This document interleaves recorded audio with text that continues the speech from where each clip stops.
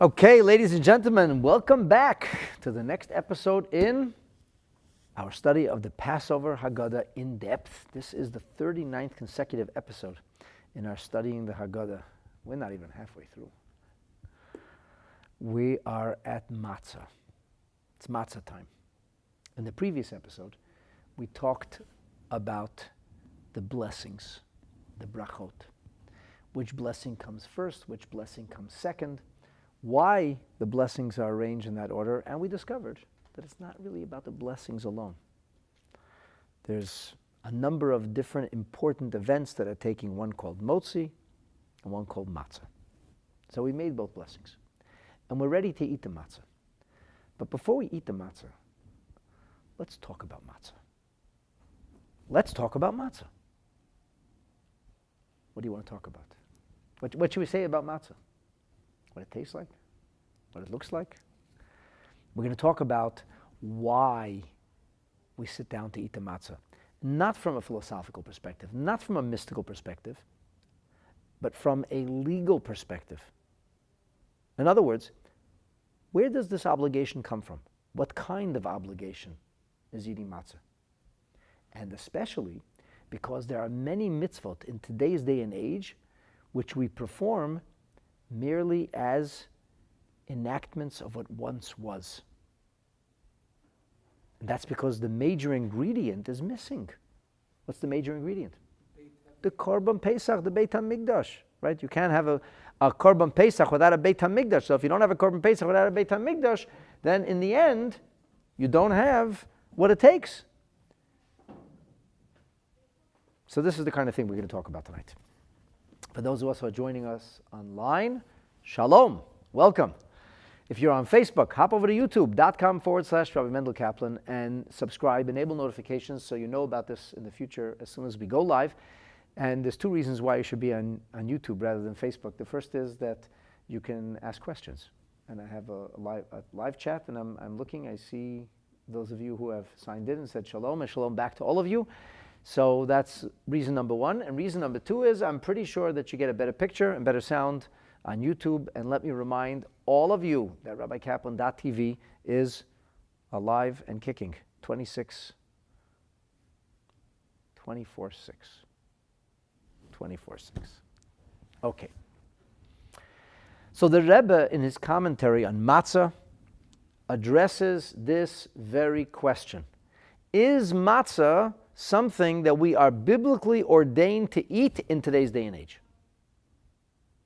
Now, this in and of itself is a question that was hotly debated by the sages in the generations after the Beis HaMikdash was destroyed. We have a record of this in the Gemara in Masechet Pesachim on Daf Kuf Chof on page 120. Right in the middle of the page, the Gemara is going to record two opinions. So in the Rebbe's Haggadah, the Rebbe writes the following words, 4 words. Gam bizman hazeh deoraita. In today's day and age also, it is biblical. It is biblical. And he sends us off to Pesachim Kuf Chof Amud Aleph.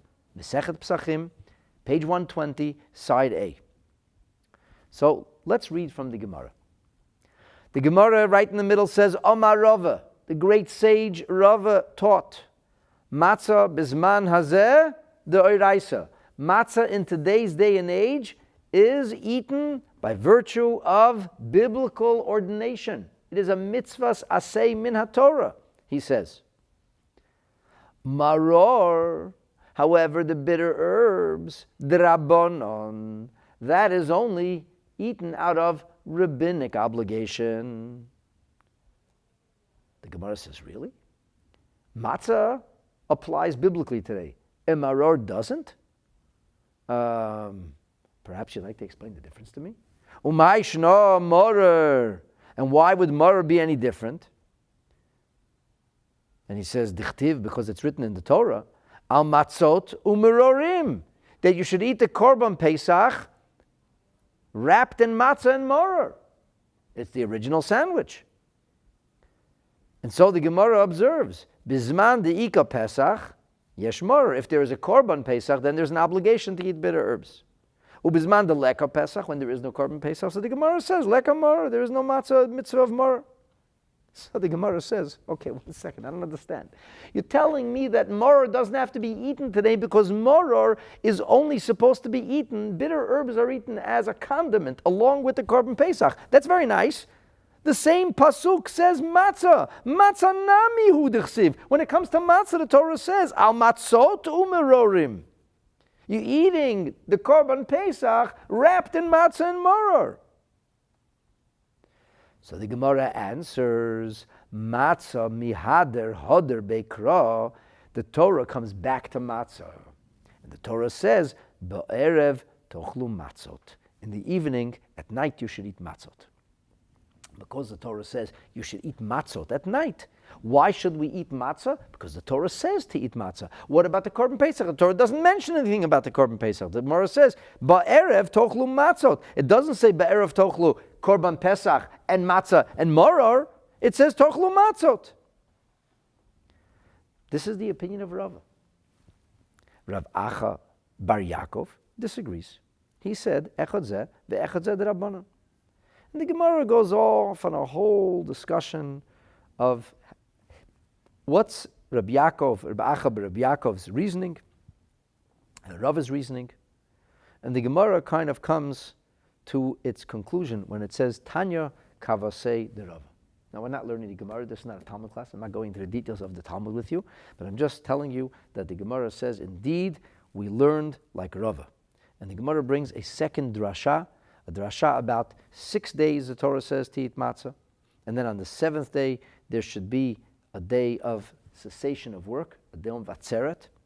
And the question then becomes 6 days and 7 days, but Passover is 7 days. So why does the Torah separate 6 days and then talk about a 7th day? And we have a fascinating methodology of how we learn called klal and uprat. And anyway, the Gemara says that the bottom line is, we might think that one is not obligated to eat matzah, but allowed to eat matzah, should you desire to eat matzah. And the Gemara says, Talmud Leima be'erev teichlu matzahis, hakosov kava'ohi chayva. The Torah makes it obligatory. And because the Torah makes it obligatory, one is always required, by dint of biblical ordination, to eat matzah. Now, there's an interesting point, this interesting sidebar, that even in the time of the Beit HaMikdash, somebody who didn't bring the Korban Pesach was still obligated to eat matzah. And even Rabbi Acha Bar Yaakov would agree with that. So if Rabbi Acha Bar Yaakov also agrees that in the time of the Beit HaMikdash there were people who ate matzah without Korban Pesach, why does he dispute Rava's opinion in today's day and age? So the Minchas Chinuch asks this question, and the Minchas Chinuch says that it's a Gezerah Takatuv, that when Korban Pesach is eaten, that's when you have to eat matzah.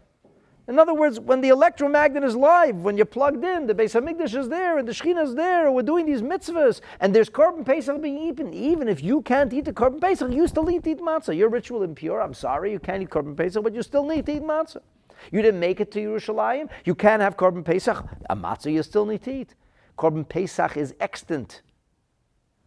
But in today's day and age, where there is no Beit HaMikdash, and there is no Korban Pesach, there is no biblical mitzvah. There are many mitzvahs like this. Mitzvahs that we perform today because the rabbis ordained that we do so. Okay. So the Gemara is pretty clear. It's pretty clear. What's the halacha? What do we say? So the easiest thing to do is let's take a look and see what do the codifiers say about this.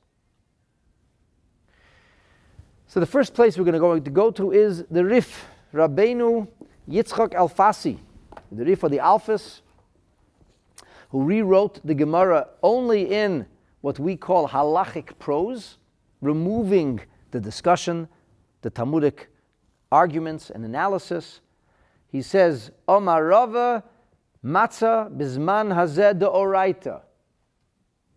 Matzah in today's day and age, biblical. And he says, gives us a shortened version of the arguments, and he says, Dichtiv ba'erev tochlu matzot. Shmuel, can you do me a favor? Can you see who's playing music in the hallway? And ask them to please. No? Am I the only one who hears it? I have a feeling the janitors are cleaning for Pesach and...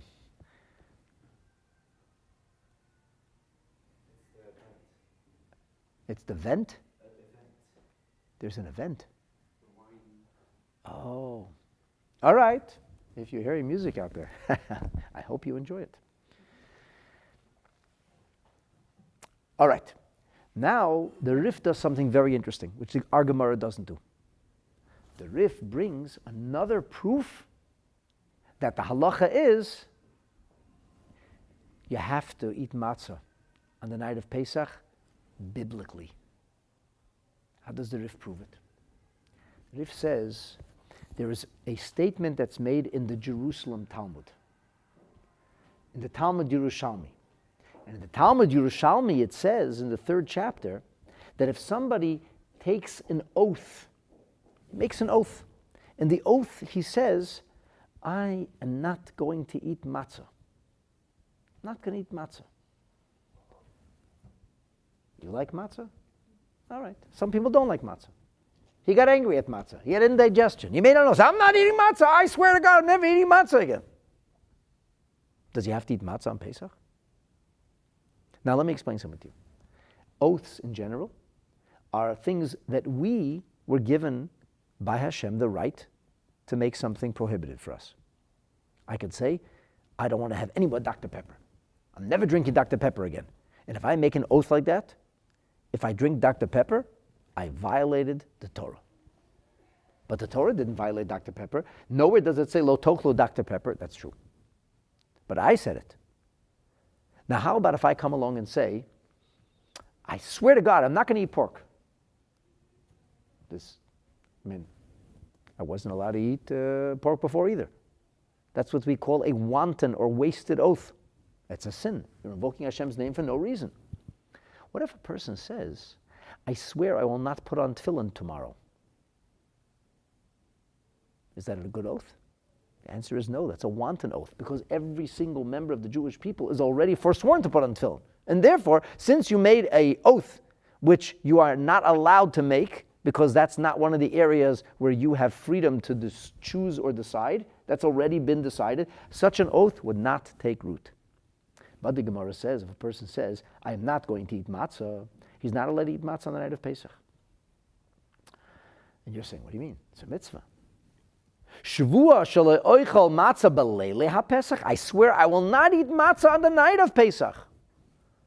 That's meaningless. Loka, he gets lashes for making a bad oath, and ochal matzah b'leilei ha-Pesach. He has to eat matzah. What's the difference?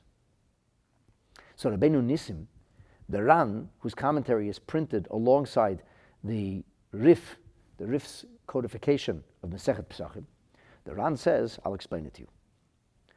Shavua chala, we know that when it comes to a shavua, an oath, if the shavua is not that I swear I will eat pork, that can never work. A person could swear I'll eat chametz every day of my life. He's still not allowed to eat chametz on Pesach. However, if you are mevatel, if you do away with a mitzvah, b'shev al tasa, which means stay put, I didn't do anything. I'm not going to do. I didn't do anything. I didn't technically do anything wrong. I didn't do anything. So if a person didn't do anything, since the shavua takes root, am I allowed to eat matzah today? Biblically, yes. And I said I made an oath I'm not going to eat matzah today. Am I allowed to eat matzah today? The answer is no. Why not? Because I'm bound by my oath. And tomorrow, and the day after, and the day after that. All of a sudden comes the night of Pesach. I've been verboten from eating matzah for the last 2 weeks. And suddenly, Pesach comes along, and I have an obligation, a Torah obligation to eat matzah. May I? The answer is no. Why? Because I'm under oath. I'm bound by my oath.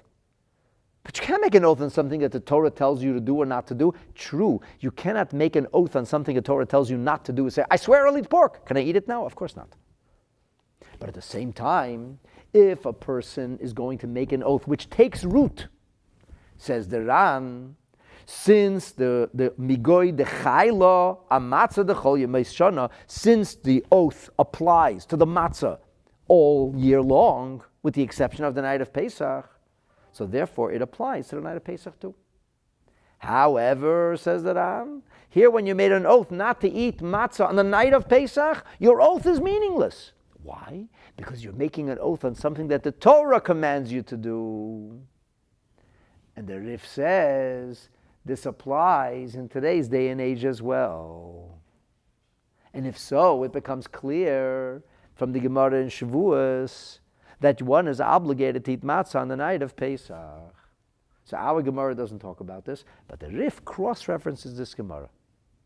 Very interestingly, in the codification of Rabbeinu Asher of the Rosh, which is just the next century, the Rosh writes something very similar. He says you should know that the Talmud tells us, Amar Rava b'zman hazeh de'oraita, matzah is biblical, maror is drabanan, for it is written be'erev tochlu matzot, and then he says, and because we have be'erev tochlu matzot, we know that one is committed by Torah, and we have the Yerushalmi in Shavuos Perek Gimel. And very interestingly, I don't know if the Rosh saw the Rif, but the Korban Asanol, who was a commentary on the Rosh, says exactly the same thing as the Ran.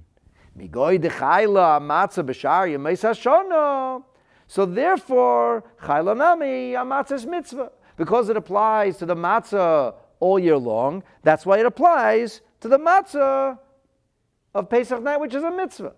However, if we're talking about somebody who makes an oath about the night of Pesach, his oath doesn't apply. So, what do we see very clearly here? What do we see very clearly? It's a biblical mitzvah.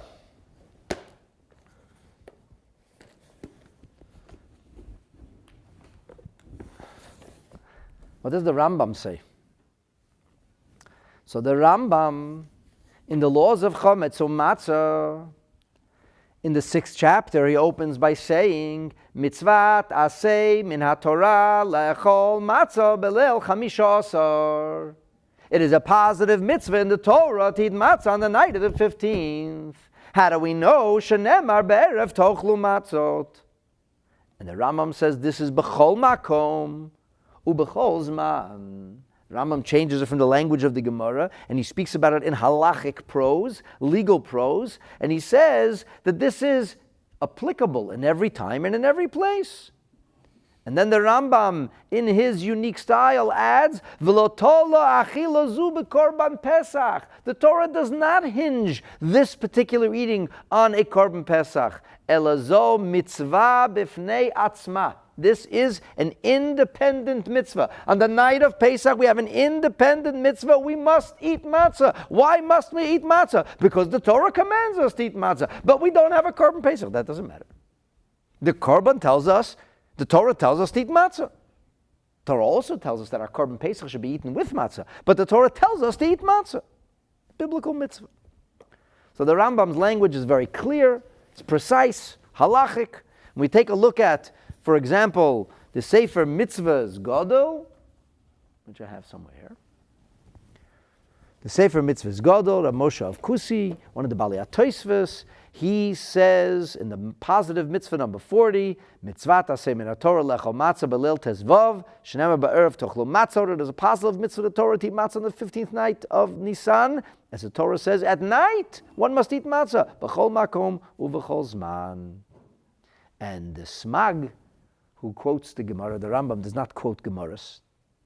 The commentaries in the Rambam tell us where the Rambam got his rulings from, but the Samag does quote. He says, V'chein Omar Rava. Indeed, Rava says, on Masechet Pesachim, page 120, Bizman hazeh de'oraita. Ve'eno teluya ba'achilat Pesach. It is not hinged on the eating of the Pesach. And as the Minchas Chinuch would explain it to you, it doesn't hinge on somebody eating korban Pesach. Ela zo mitzvah b'fnei atzma. Here he uses the same Maimonidean language. It is a mitzvah in and of itself. All right, so this is very easy. It's very clear, right? A lot of ink is spilled in this already. We have a Gemara, and we have the Rif, and we have the Rosh, and the commentaries on the Rif and the Rosh. We have the Rambam and the Samag. All of the major codifiers that Rishonim are telling us, the Samag is a codifier of mitzvot. He tells you what are the 613 mitzvahs, Sefer Mitzvahs Gadol. The codifiers tell us halacha. Why do we have to eat matzah on the night of Pesach? Because the Torah says to eat matzah on the night of Pesach. The Torah says. Yeah. Okay. So now, what does this make? What is this mitzvah called? What is the fact that you have to eat it on a particular night? What does that make it? It makes it a time-bound mitzvah, also known as a mitzvat aseh shehazman grama. It is a positive mitzvah that is triggered by a particular time. Aha. If it's triggered by a particular time, who should be exempt? Who should be exempt? Women. Because Jewish women are not obligated for mitzvot that are triggered by time. It's a mitzvat aseh shehazman grama. So the Rebbe adds in his commentary that this applies to hein anashim vehein nashim. It applies to men and women equally. But it's a positive mitzvah that's time-bound. Yes, that's true. Take a look at the Gemara at Masechet Pesachim on page 43 on Daf Mem Gimel. What does the Gemara say over there? The Gemara tells us, I would think, that since the Torah tells us we shouldn't eat chametz for 7 days and we should eat matzah, maybe if you're not obligated in eating matzah, then you're not obligated in avoiding chametz. And since a woman is not obligated a time-bound mitzvah, she can have pizza, bagels, and pasta. Gemara says, no, it doesn't work that way. And the Gemara demonstrates how it's exactly the opposite. A woman is not allowed to eat chametz on Pesach. And the Gemara says that because we say she is isra beluhu bebal toichal chametz, since she is included in the prohibition, which the Gemara proves she is included in the prohibition of not eating chametz, isra benami lachilas matzah. She's also included in the consumption of matzah. So this is a mitzvah that is equally applicable to men and women. Both men and women must eat matzah on the night of Pesach. And this goes like the drasha of Rabbi Eliezer or Rabbi Lazar, that it says, Noshim chayavot ba'achilat matzah dvar Torah. Women are obligated by biblical ordination, dvar Torah. Because it says, Lo tochel alav chametz, and anybody who's not allowed to eat b'bal chametz, yeshno ba'achila. Rashi, in his commentary, gives us a little bit of background, clarifies things. I want to share the language of Rashi. Rashi says, mitzvat aseh shehazman grama, a time-bound or time-triggered mitzvah. He says, nafkelon beperek hamed kedushin. We learned this in the first chapter of Masechet Kedushin. It's on page 29. The noshim pturot, women are exempt from this. So Rashi says, kamash malon, from this we can see that since the mahad muzhores al chometz, since from the word kol, everybody is proscribed from chometz, v'kivon de mizharot al lav de chometz, chayavot ba'aseh, since they are proscribed from the negative mitzvah, you're not allowed to eat chometz, then it's included in the positive mitzvah of eating matzah. When is this? Laila harishon, on the first night of Pesach. First, afal gaf, the zman grama, even though it's time-bound. As Rashi says, hoyol v'yeshno b'bal toichel chametz, since the prohibition of do not eat chametz applies to men and women equally, nafkelon mikol ochel chametz, that yeshnam b'makom ochel mitzvah. Because Torah puts chametz and matzah together, so if you're not allowed to eat chametz, you have to eat matzah. Very clear. Very clear. So now we hear, once again, the Gemara emphasizing that it is dvar Torah. Eating mitzvahs, eating matzah is a biblical ordination. Incidentally, if we take a look in the Shulchan Aruch, and just to simplify things, I'll take you to the Alter Rebbe's Shulchan Aruch in Siman Tov Ayin Beis in Sif Chaf Hei. The Alter Rebbe says, just rephrases these words using the verbiage of the earlier codifiers and the commentaries. Alter Rebbe, in his unique style, he weaves a tapestry. He says that you must know that when it comes to eating matzah on the night of Pesach, everybody is obligated. B'achilat matzah, when it comes to eating matzah, hein, the women are chayavot min haTorah. Why? Lefisha huksha mitzvat aseh shalachilat matzah, because the positive mitzvah of eating matzah is juxtaposed lemitzvat lot aseh shalachilat chametz, to the negative mitzvah of don't eat that which is risen, fermented. So from this we can see, Kishem shahanashim muzharot alota se shel achilat chametz, just as women are proscribed from eating chametz, so too, kach hen muzharot al mitzvat aseh shel achilas matzah. So many indications that the eating, consumption of matzah is a biblical mitzvah, yes? Ask you a ridiculous question. On Yom Tov, is a person obligated to have a Yom Tov meal? Yeah. What do you have usually on Yom Tov? What do you have Friday night? Chicken, yeah, okay. But before, your husband made Kiddush? Yeah. Challah. You had matzah? Why? Why should you have matzah? You have challah. Right?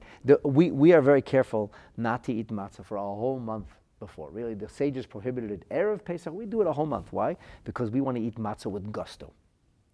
Matzah is hard to eat with gusto. It's not exactly, you ever bite into succulent matzah? No, it was never created such a thing. It's brittle, it's dry, it's really kind of tasteless. So because its taste is not fantastic, you don't have sizzling, succulent matzah, but if you didn't have it for a month at least, it's something new. People like new things. And in general, on Erev Pesach, one's not supposed to eat a lot. So it's late at night, you haven't eaten much all day, your stomach is rumbling, and at this point, anything's going to taste good. Good, you'll eat the matzah with gusto. Fine. That's fine. So we haven't eaten matzah. And on Friday night, you had challah. That's good. You have challah. What do you do when Erev Pesach is Shabbat? It's a big problem. Why? Because you have to have challah. But you're not allowed to eat matzah. So you'll have challah. Yeah, but you have to burn the chametz. How are you going to burn the chametz? So lucky for us, the halacha is you don't have to actually burn it. You could be mefazes v'zera l'ruach. You can get rid of it by crumbing it and throwing it out into the wild blue yonder, or you can flush it down the toilet, which is exactly what we do. Or what I figured out 2 years ago when it was Erev Pesach is that you can use soft pitas, like the soft wraps, hamotzi wraps. It doesn't leave any crumbs. It was brutal to eat that stuff, but you had to eat it in the morning, right before. You had to get up early in the morning, daven quickly, and eat it before you're not allowed to eat chametz anymore. Why do we do that? Because you have to eat bread on Shabbat and Yom Tov. So that's kind of a ridiculous question. You're coming along and telling me you must eat matzah because the Torah says you have to eat matzah. You have to eat matzah because you can't eat bread. And you have to have bread, or the equivalent, on Yom Tov night. What do you mean there's a mitzvah to eat matzah? It's Yom Tov. It's a mitzvah to have a meal. If it's a mitzvah to have a meal, you have to eat matzah because it's Pesach and you have no other choice. So what do you have this whole discussion? And the Gemara's arguing, is it biblical, is it not biblical? What do you mean? It's biblical because it's Yom Tov and you have to have Lechem Mishnah. We talked about that in the previous episode, the mitzvah of Lechem Mishnah. By the way, the mitzvah of Lechem Mishnah is a big part of motzi, which leads into matzah. So if I have a mitzvah of Lechem Mishnah, the only way to have Lechem Mishnah is matzah. You can't have bread, you can't have challah or bagels, you can't have that. The only way is matzah. So what is the discussion even over here? Are women obligated to eat matzah or they're not obligated to eat matzah? Well, they're obligated not to eat chametz and hukshu. The Torah says it's a loisaseh and it's hukash, it's juxtaposed. So just like it's a negative mitzvah, so it's a positive mitzvah. Hello? And if it wouldn't say anywhere, Be'erev Teichlu Matzahs, you wouldn't eat matzah on the night of Pesach? Of course you would. Why would you? Because it's Yom Tov, and the only bread you can eat is matzah. This is what we call a klutz kasha. You know what a klutz is? It's like a clumsy question. It's like, come on, that's ridiculous. Well, okay, it's ridiculous. Fine. Maybe. What's the answer? It's not like an elegant question. It's like putting a spoke in the wheels. Everything is so beautiful. We have a Gemara, and we have a Rif, and the Rif cross-references the Yerushalmi, and the Rosh, and the Ran, and everybody's having a party. And the Korban Asano gives us the same reason. They didn't speak to each other, or maybe see each other's writings, came to the same conclusion. The Rambam writes it in his unique way, and the Samag, and then everything is great. But it's a non-starter. The whole discussion never should have happened. Because whether you say there's a pasuk berev techlu matzahs or you don't say there's a pasuk, whether a woman is obligated to eat matzah or not obligated to matzah, we're all obligated to eat matzah anyway because there's nothing else to eat. And you have to have a seudah. You have to wash for Yom Tov. And when you eat, you have to eat a kazayit anyway. So if you eat, you have to eat a kazayit. So what's the question? The whole thing is a non-starter. Did you ever think of that? It's like hey, hello. So the Rebbe says this question is actually asked by the great Rabbeinu Nissen in his commentary, Mesechet Sukkah. How do we talk about the Mesechet Sukkah? Why wouldn't it be Mesechet Pesachim? Well, there's a very interesting connection to the mitzvah of eating matzah on the night of Pesach and the mitzvah of eating challah on the night of Sukkot, because the Gemara tells us that there is a juxtaposition between the 15th of Nisan to the 15th of Tishrei. And just as we have to eat matzah on the night of Pesach, we have to have challah on the first night of Sukkot. So what if there's a monsoon? What if it's raining? You still have to eat a kazayas of challah. On the night of Pesach, you must eat. Night of Sukkot, you must eat. These are the 2 nights you must eat. So the Ran asks this very question in his commentary on the Rif in Perek HaYoshon, which happens to be Daf Yud Beis in the Ran, in the Rif. On Omid Beis, the Ran says, hello, I don't understand what's going on over here. Why are we having this whole discussion about the first night of Pesach, juxtaposed to Sukkot? And we have a ganze Maisa that you must eat. You have to eat anyway. You have to eat anyway. So the Ran says, no. You don't have to eat anyway. Not so simple. He says, for Nira, the Masha Chidish HaKosov, the novelty, the unique lesson and teaching of the verse, Belel Yom Tov Harishon Shel Pesach, that about the first night of Pesach, Mide Katav Be'erev Tochlu Matzot, since it says in the night you eat matzot, Hainu L'chayvo Bedin Matzah Re'uya, to obligate you to eat proper matzah. What's improper matzah? If it's chametz, you're not allowed to eat it. What's improper matzah? If it wasn't made right, then it's chametz. So you can't eat it anyway. How about chocolate-covered matzahs? Can't do that. Can't, not on the night of Pesach. It'd be a great Seder. We had chocolate-covered matzahs. It's a very nice idea. Not for the night of Pesach. What about something called matzah ashira, rich matzah? This is what they call in English today egg matzah, which, by the way, you're not really allowed to eat. Ashkenazi Jews are for sure not allowed to eat it unless they're sick and infirm. But usually on the box they put it says, look in the Shulchan Aruch in this place where it says if you're sick and infirm. And most people, they look at the box, they see an extra 2 or 3 or 5 words in Hebrew, they think it's even more kosher. Right? It's a lot of ignorance. But you're not supposed to eat egg matzah. How did they make egg matzah, by the way? The Manischewitz box shows an egg, but it's not necessarily. They put juice inside. It's soft. It's tasty. It's not chametz necessarily. Or it could be a matzah with all kinds of spices and herbs. It's kosher for Pesach. It's not kosher for the first night. Why? Because it has to be lechem oni. It has to be poor person's bread. And poor people don't get spices and chocolate. They don't get chocolate. You're barely subsisting. You're barely staying alive. You're eating the very, very bare minimum ingredients, flour and water. That's it. So the Ran says, what the halacha of Yom Tov requires wouldn't require such matzah. In simple terms, what happens if a person would have, for Yom Tov night, chocolate-covered matzah? Not on Pesach. The next Yom Tov, the last day of Pesach, yes, chocolate-covered matzah. Forget that we don't do it because we don't like to make our matzah wet, fine. But in theory, or even Hasidim who make their matzah wet on the last day, what if he glazes the matzah with chocolate for the last night?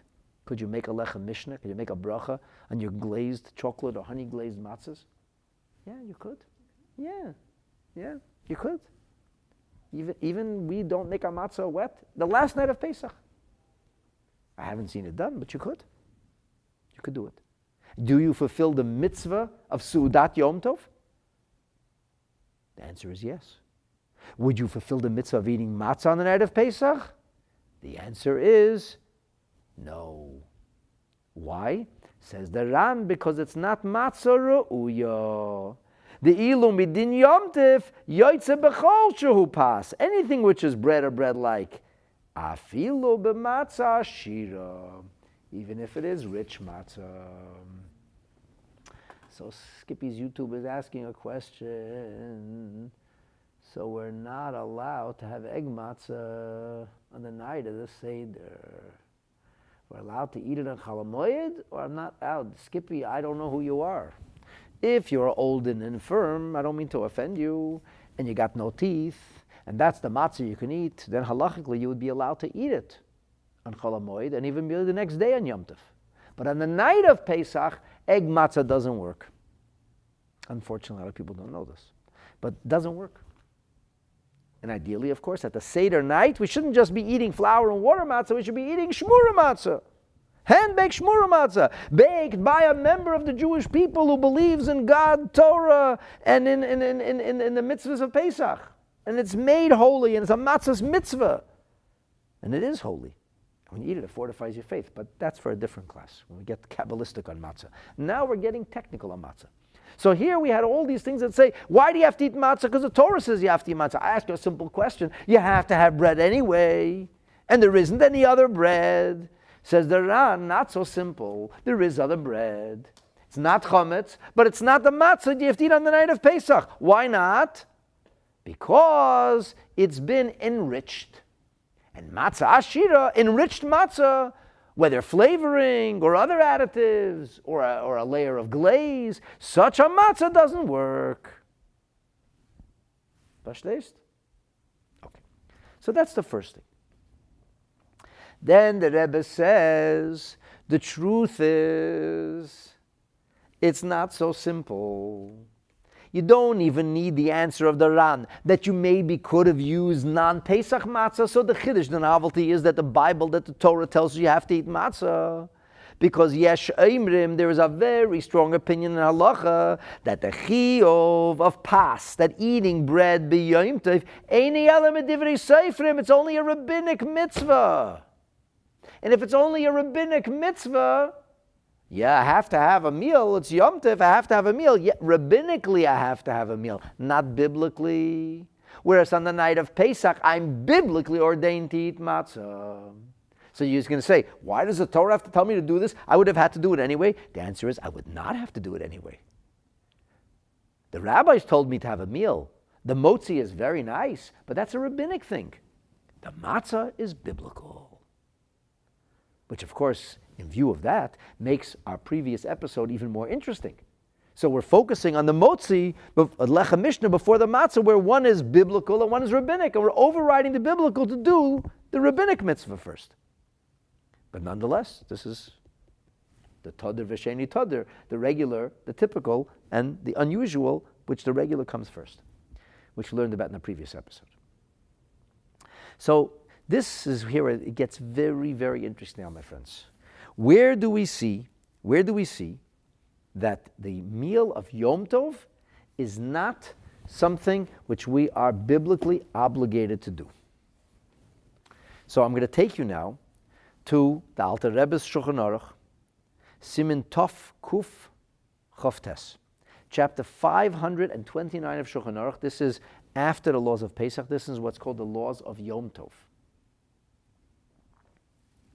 But before I take you to the laws of Yom Tov, I want to take you to the laws of Shabbos.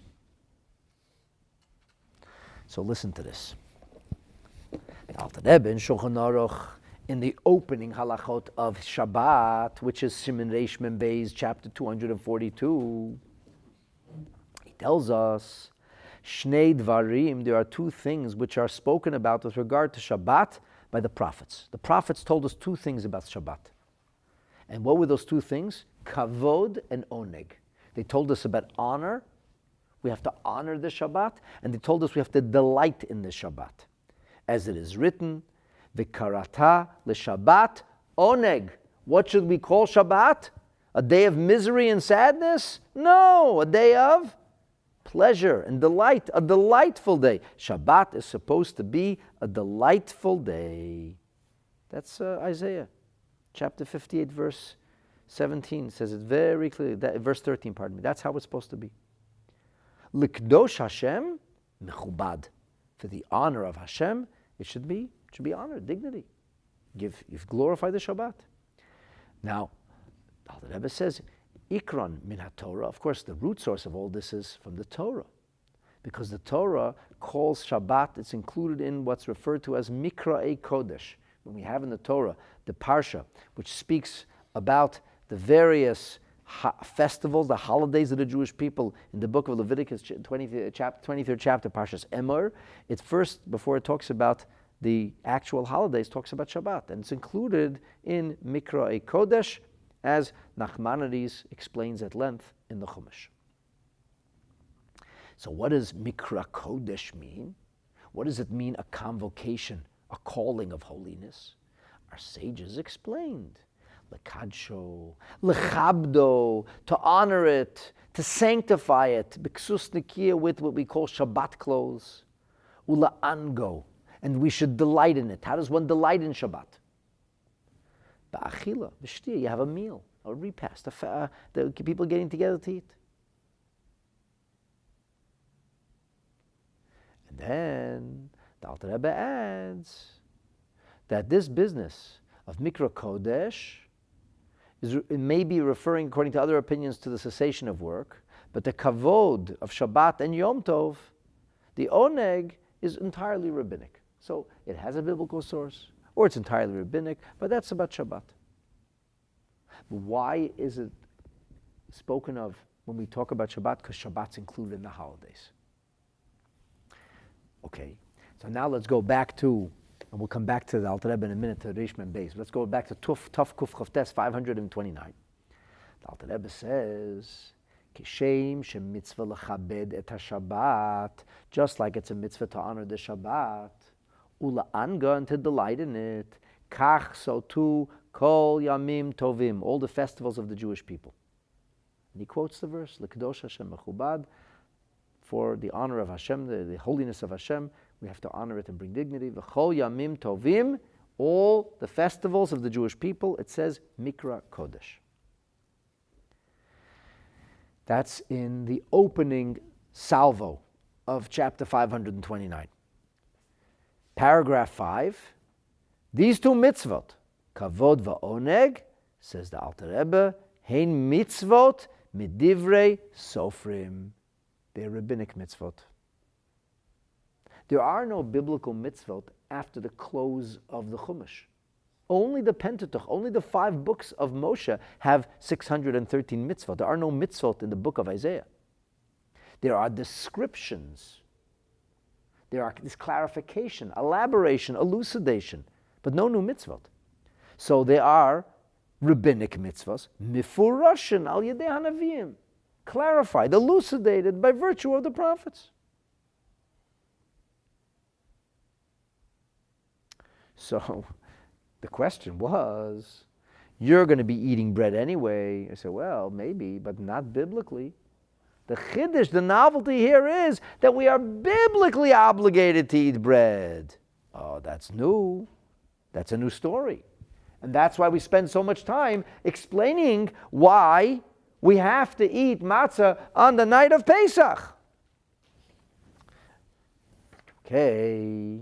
And if you take a look in the Rambam, in the laws of Yom Tov, in the 6th chapter, the Rambam says something very interesting. First of all, you should know that the Rambam's opinion is that all of this is rabbinic. He says, Abo nem dvarim nemru b'Shabbat. 4 things are said about Shabbat. Shtayim in Torah, 2 are from the Bible. That's Zachor and that's Shamor.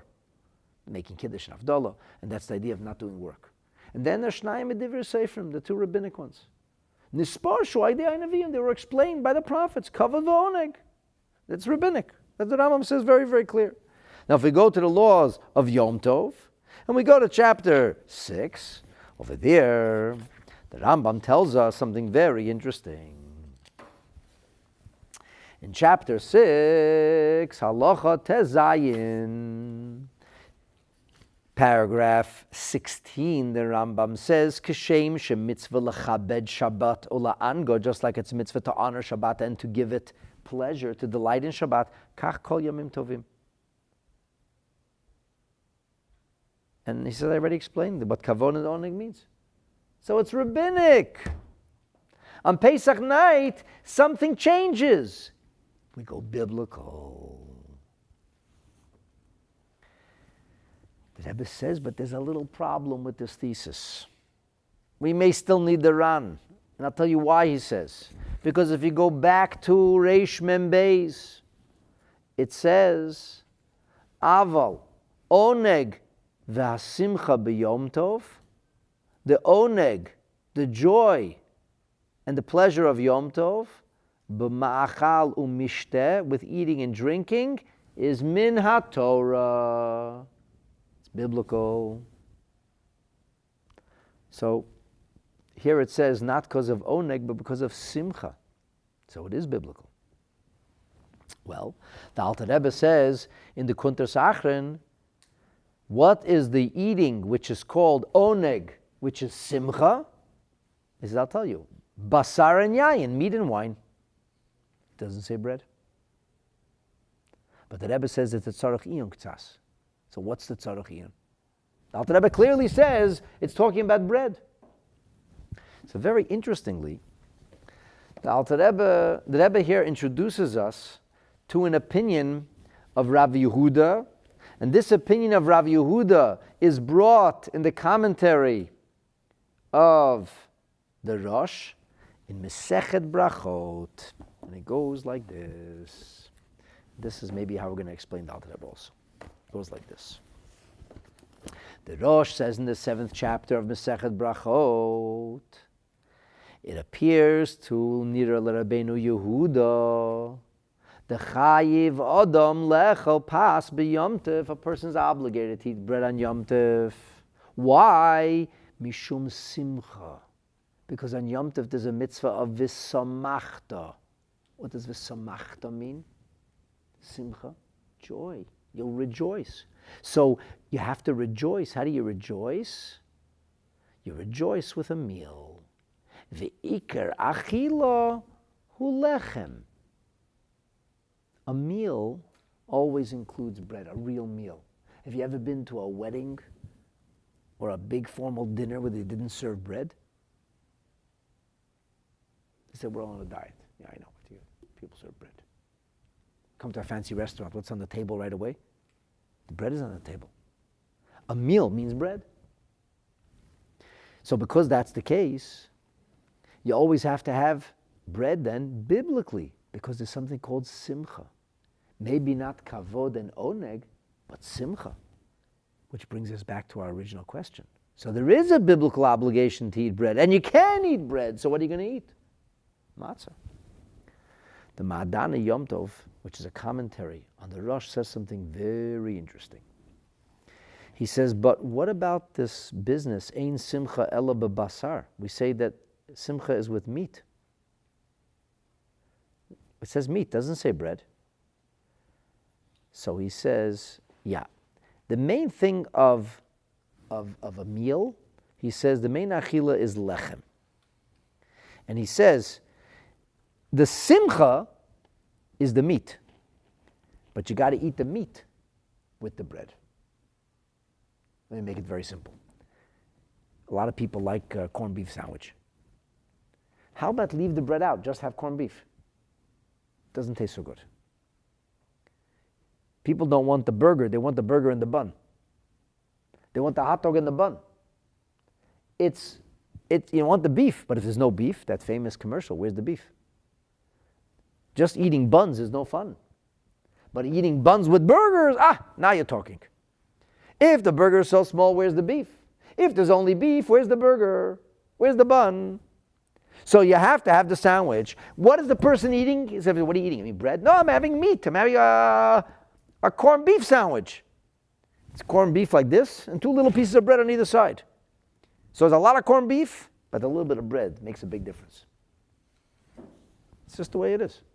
People, they eat it a sandwich, so you have bread, and along with the bread you eat meat. So the Madani Yom Tov explains that the meat is eaten to give us the simcha, and it's a nice meal. And the bread is the condiment that frames or makes the meat enjoyable. So there's a very interesting letter from the Rebbe that's printed in Igros Kodesh, Chelek Hey, on page Nation Vov, and I actually spoke about this letter in our class on Purim. We talked about the Purim feast, if you have to wash. So the Rebbe says that the Alter Rebbe seems to use similar verbiage to the Magen Avram with regard to repeating the Birchat Hamazon a second time, or not having to repeat it a second time if you forgot to say Al Hanisim. And the Magen Avram uses that as a proof that you aren't actually obligated to wash and have bread at Seudat Purim. And the Rebbe says, the Alter Rebbe uses similar language, however, there is a monkey wrench here. And the monkey wrench is that elsewhere, the Alter Rebbe does say a meal means bread. Where is this? In Hilchas Birchas Hamazon, in chapter 188, Kuf Peches, he says, B'Shabbatot v'yamim tovim chayev lechel pat. You have to have bread. Shemevarchen olav birchat hamazon. Bread that you make a birchat hamazon over. Because it says, V'karat ala Shabbat oneg, and b'yom tov it says, V'samachta. Ve'ein oneg b'simcha, below achilat lechem. Shahalechem hu ikar hasu'udah, shakol su'udah nikra al shem halechem. The lechem is the mainstay of the meal. If you have bread, it's called a meal. So even though the Alter Rebbe says when it comes to the eating, in going back to chapter 529, he goes on to say that it's meat and wine. He discounts the meat, and he says really the meat is referring to korbanot, but the wine, that still applies even in today's day and age. It says, Yain yishamach, wine gladdens and brings joy, so you have to drink wine on Yom Tov. But the bottom line is this. The concept of simcha necessitates wine and meat. But wine and meat is not wine and meat like standing on the street corner eating wine and meat. It means a meal.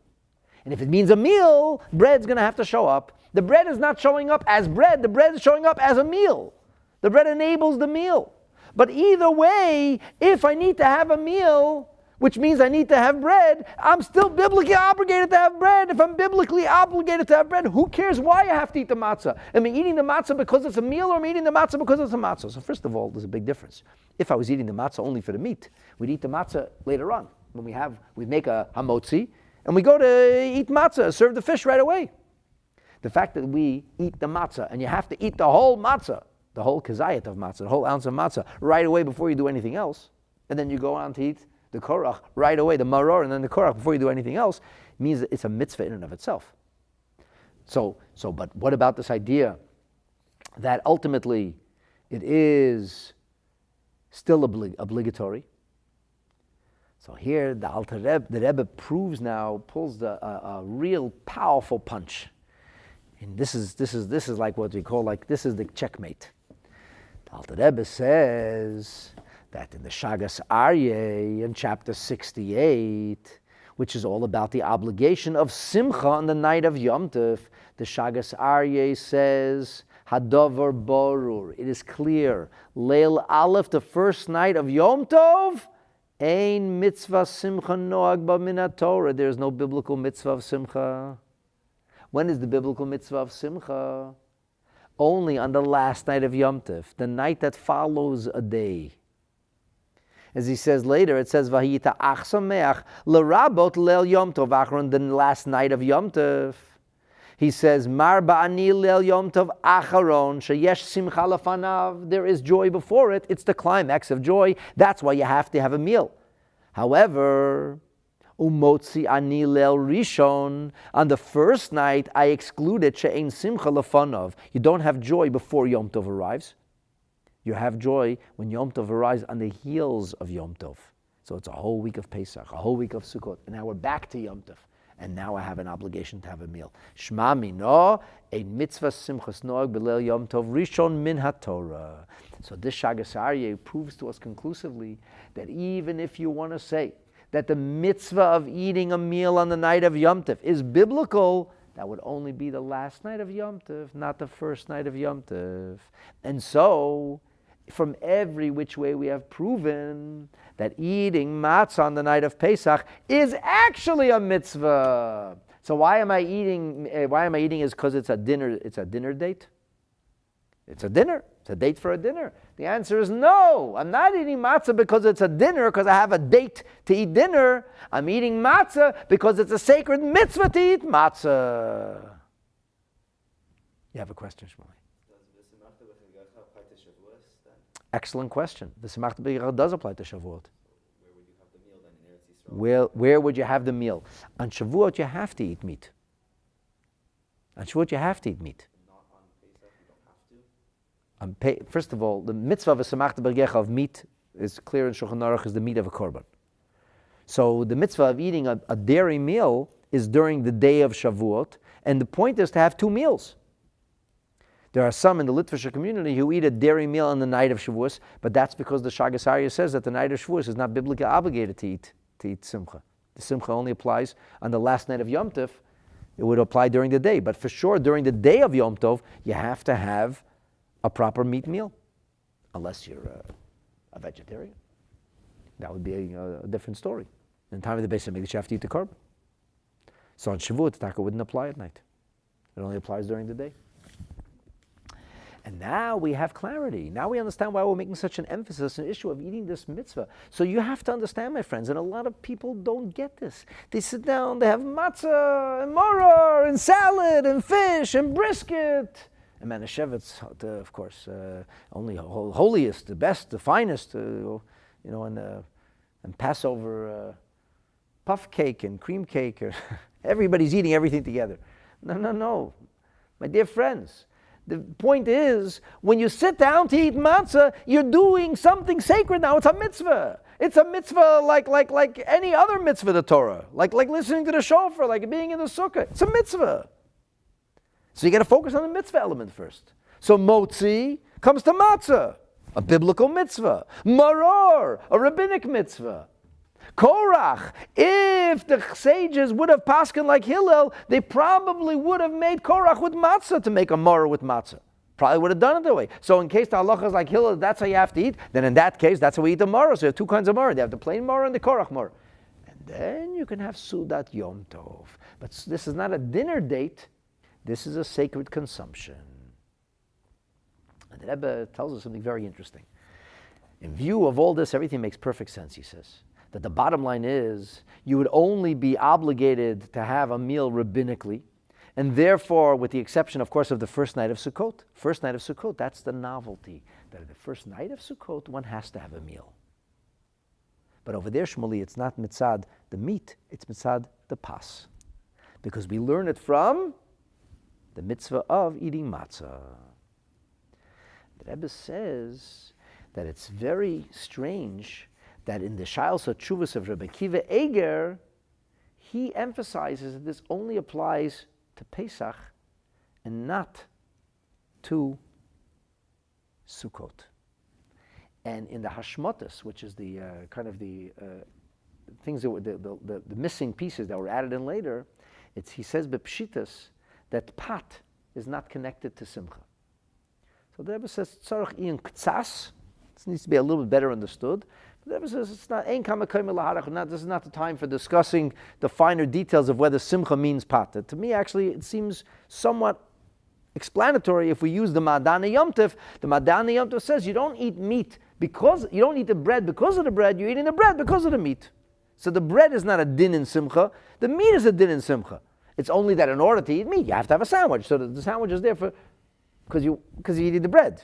Because you're eating the meat, you have to have a sandwich. But the main thing was the corned beef, the burger. The bun was incidental. The bun wasn't the most important part. The most important part was the meat that you're eating.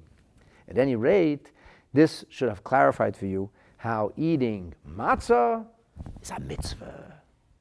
And therefore, practically speaking, when it comes to eating matzah, do not talk, do not tell jokes, do not take a drink of water, don't do anything. You make a bracha, hamotzi lechem min haaretz, you make another bracha, ala chilat matzah, eat matzah. When you finish eating an ounce of matzah, in less than 6 minutes, then you can relax for a second. Then go straight to your morah, because you have another mitzvah to do. And then go straight to your korech, because really the bracha of matzah goes on that matzah as well, but that's for a different shiur. At any rate, I hope that this has clarified how we will view matzah and the reverence and the sacred reality that matzah represents, a mitzvah of eating actual sacred consumption, not just an obligation of a dinner date. And when we eat matzah, of course, a lot of wonderful things happen, but that we'll talk about in future episodes of our Haggadah in depth. Thank you so much for joining us. Again, reminder, if you haven't yet subscribed, please do so and enable notifications. RabbiKaplan.tv, you can find all the classes there. And hopefully this year we'll be eating the matzah with the maror, with the korban Pesach, and the third Beis HaMikdash. B'mheira u'b'yameinu, amen. Thank you again for joining.